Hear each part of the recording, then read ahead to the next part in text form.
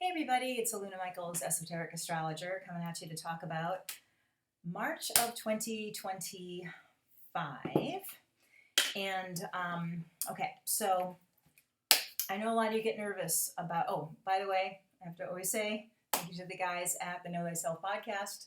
Appreciate you so much and all the referrals. So I know people don't like Mercury retrograde for whatever reason, but we are going to have Mercury retrograde starting this month. And what's kind of sweet about this is that Venus and Mercury are going to be retrograde. And in fact, so Venus already went retrograde. I'm making this on the 4th. It went retrograde the 2nd, let's say. And Mercury's going to go retrograde on the 15th. So they're both retrograding at 10 degrees, starting out at 10 degrees of Aries, which is kind of neat. And then when they go backwards on April 7th and Venus like April 13th or something, they're going direct at the same sign and the same degree in Pisces. So they're going to start out at 10 degrees of Aries and go back to about 23 Pisces. And just because I want to tie this in with one of the eclipses happening this month, that so the Venus and Mercury will go direct at 23 Pisces, right when Saturn is around 23 Pisces. And so they'll all be in harmony together there. And in fact, the whole retrograde of both Mercury and Venus are kind of traveling together, don't really get too far apart. And, Mercury is about communication and thinking, and Venus is loving and sweet and, harmonious. And so it can be about, building bridges with people, reconnecting with old friends, because retrogrades don't have to be bad. And people are like, oh no. I always find I don't do really well buying clothes during Venus retrograde or even music. I'm like, I think I was mentioning that another time. It's like, I buy these CDs back in the day, right? And then just like, I only liked one song, I never listened to it again.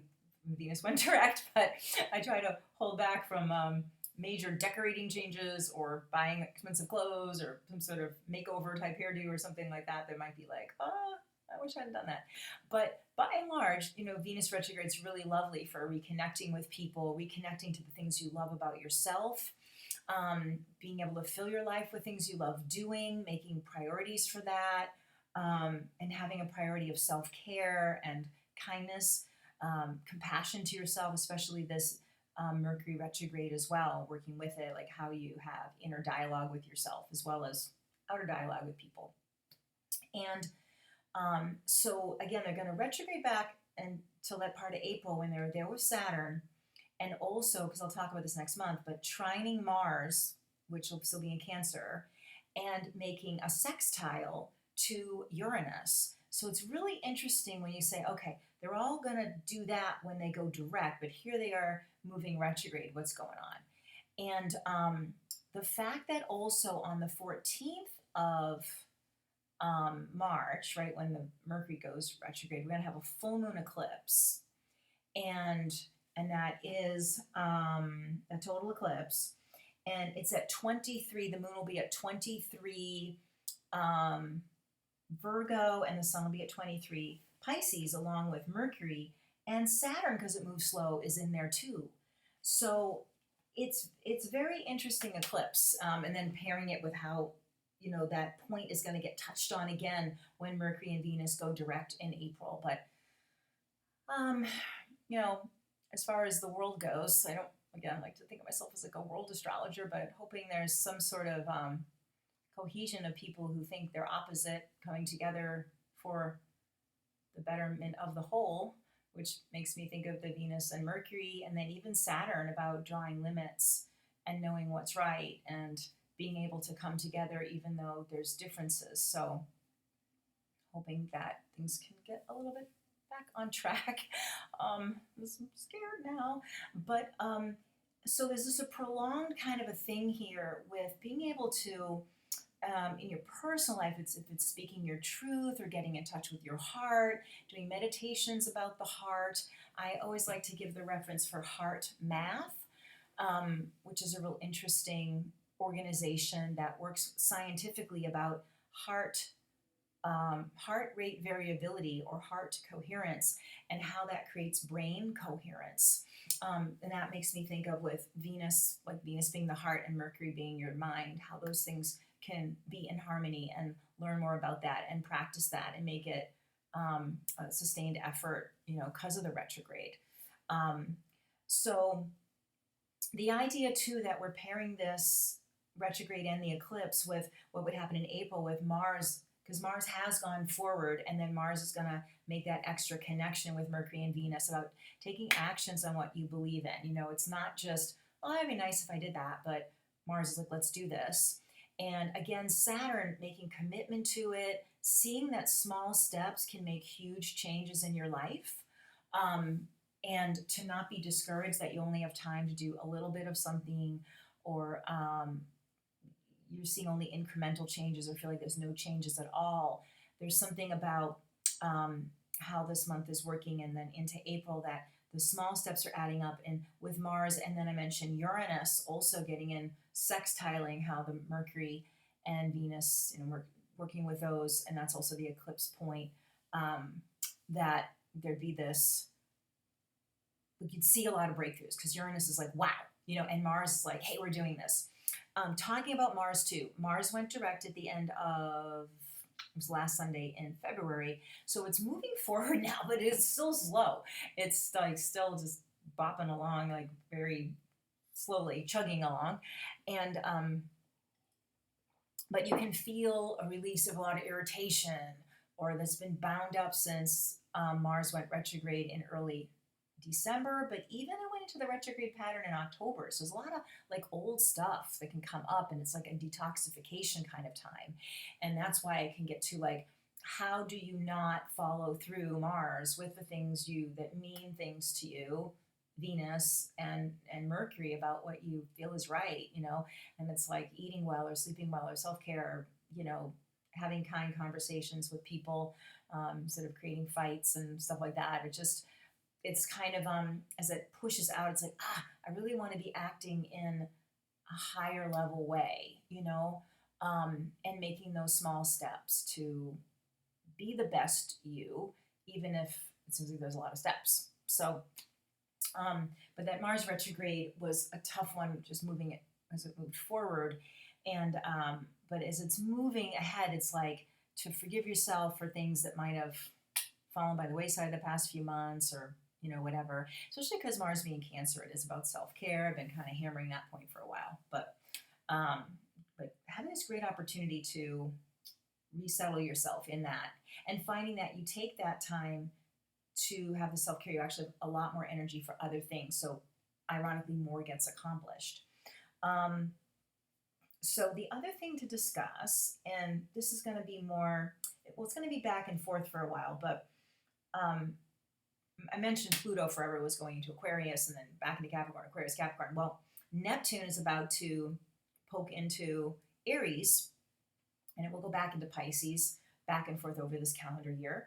But around the 30th of March, it goes into Pisces. It goes into Aries. And so there's something about the end of Pisces, the end of any sign, when a major planet, Uranus, Neptune, Pluto, change signs. It's a big deal, even if they're going to go back and forth.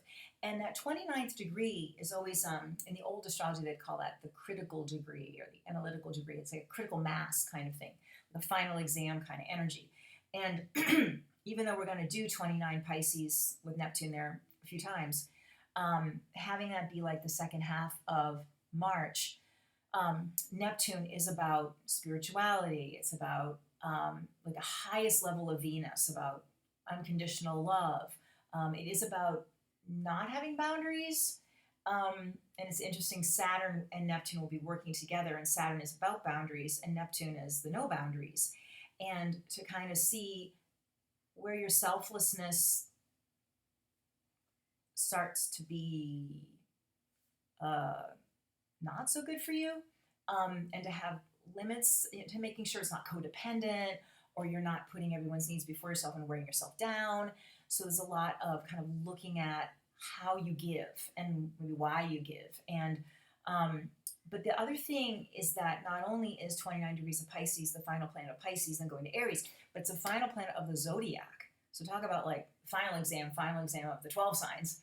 And so an outer planet to go into Aries, like begin a new zodiac cycle, even though we'll go back and forth for a while, is big. And Neptune is about renewing, compassion, humanitarianism, religion, spirituality, and thinking a lot about those kinds of things. So, and it can be for you if you want to start a new sort of faith type practice where it's meditation or yoga or tuning into your soul. There's kind of more like, yeah, I should do that, and you can go from, well, why am I not doing that?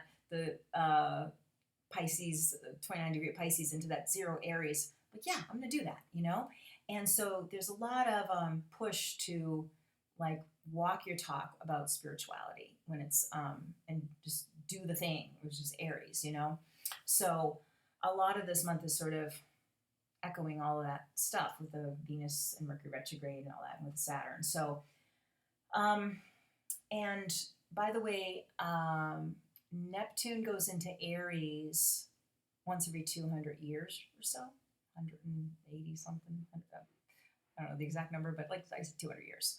So, and in fact, we discovered Neptune when it was in Pisces, its previous cycle in the 18 somethings. And so we've only consciously known about Neptune going to Aries one time, and that was the 1860s, the American Civil War. It's interesting about, extending more compassion to more people and more human rights to people. And also what happened at that time was the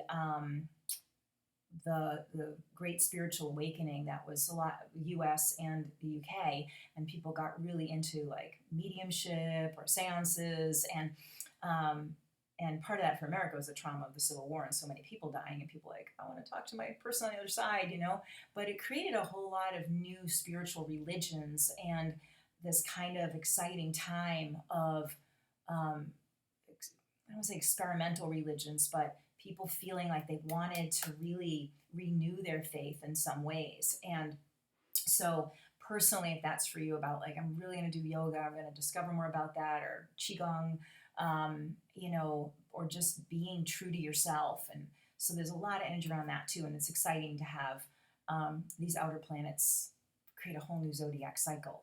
So it doesn't, again, happen a lot because Uranus is once every 84 years. It would go back into Aries, and then Neptune once every 200, and Pluto once every nearly 300 years, not quite 280 something. But so anyways, all of that is interesting, and we'll talk more about the Neptune ingress even next month. But wanted to say it does happen on the 30th of March.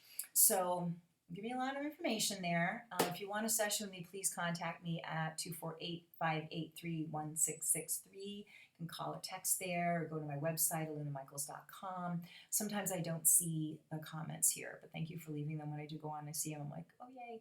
So, okay, so I guess, it's kind of dumb to say, make sure you keep loving yourself, being kind to yourself, and, and making sure you got the healthy boundaries that are allowing for compassion, yet still holding your own integrity there. It's like such a balance between the individuality and then the other right now. But that creates healthier conflict resolution and hope for our individual selves and our relationships in life and the world. So, okay, so thanks for listening, and I'll see you next time.